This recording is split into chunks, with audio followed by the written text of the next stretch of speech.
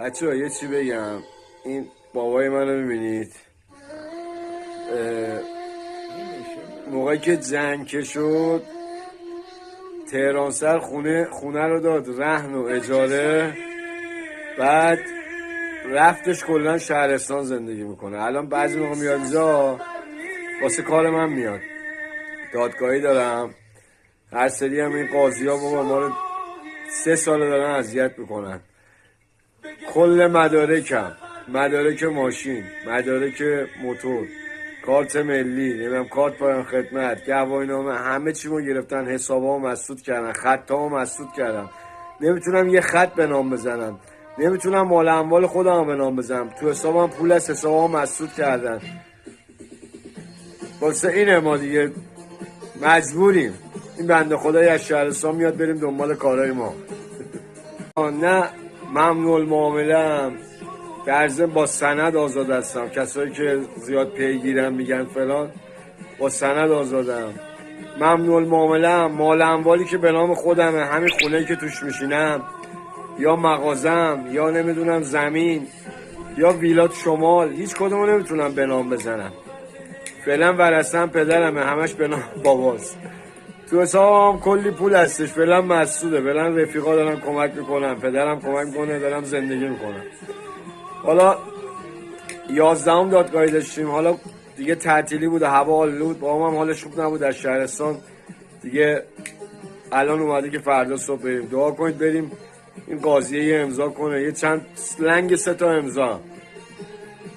والا به خدا لنگ 3 تا امضاییم. کل زندگی رو اما گرفتن.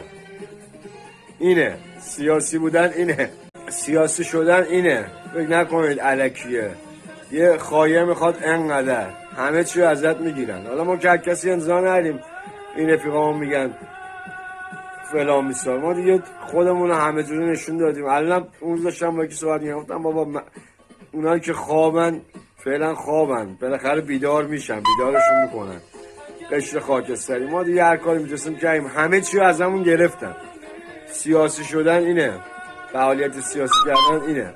جمهوری اسلامی دهن آدمو همه جور سرویس میکنه. ما الان فکر نکنید دارم زندگی، همه چی ما ازم گرفتن. یعنی یه کارت ملی ندارم الان، حساب بانکیام بسته است، یه خط موبایل الان ندارم. دارم و به نام خودم نمیتونم بزنم، همه خطام مسدوده. حالا بریم دادگاه که فعلا هر روز دارن اذیت میکنن. حالا بریم چی میشه.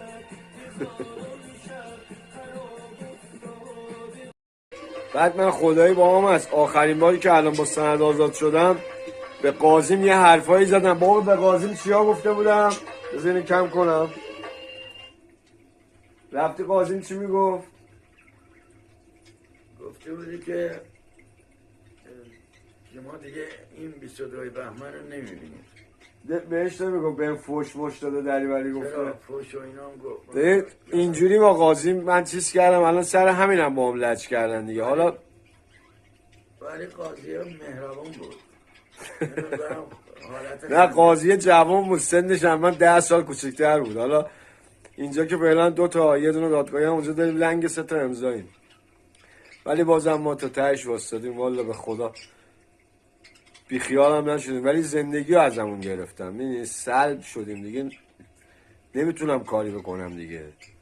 بعد یه چیزی بگم، من هیچ وقت تو زندگیم ناامید نشدم و شرایط سخت همیشه میگفتم شاید این اتفاق باید میافتاده، یه دلیلی داشته این اتفاق افتاده دیگه. یعنی یه جوری سیمان وصل بودم باید این چیزا میشده، بالاخره خدا هر چی داده میگیره دیگه. بعد این بابامو میبینی چشماش از بچگی نمیدیده، نابیناست. بعد ولی امیدش به زندگی از 100 یعنی الان که سنش بالاست خب، یعنی ردیفه خب، همه چیش بره. حالا تازه تلبیه کشا 15 ساله 15 سال تازه. بعد آقا اگه حتی واسه اجاره هم ویلا خواستید، واسه مهمونی یا واسه تولد جشن مشتی، حتما با من تماس بگیرید. تو کردان سوئیلیه ما در خدمتیم. نابینایی تو؟ من نابینای مادرزاد نیستم که. نابینای مادرزاد نیست، پدرم داره میگه، چون اینجا گفتم نابینه زد چیز شد. گفت تو کودکی بابت اون موقع امکانات نبوده و اینا تو 4-5 سالگی نابینا شده. یه چیزایی هم ته ذهنش یادش میاد، رنگا و اینا. باره چیز که 5-6 سالگی 5-6 سالگی دیگه، 5-6 سالگی. ولی چشم سوم از این قلب آدما رو میبینه. یعنی با یکی صحبت کنه میفهمه این آدم خوبیه یا بدیه. با یارو 2 بار صحبت کنه متوجه میشه. یعنی چشم سوم که میگن این واقعا داره. اونم به من ارث رسیده. ولی یه آدم فوق العاده سیاسی، از اول اخبار همه گوشش بده، فقط رادیو گوش میکرده، اخبار همه رو فول اچ دی حفظه. اینجوریه.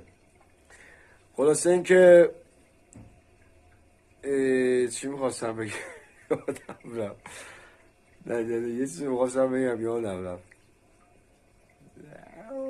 همین زنگره واقعا مرد خوبیه. برای من خوبیاش چندین بار ثابت شده. واقعا با محبت، مهربون.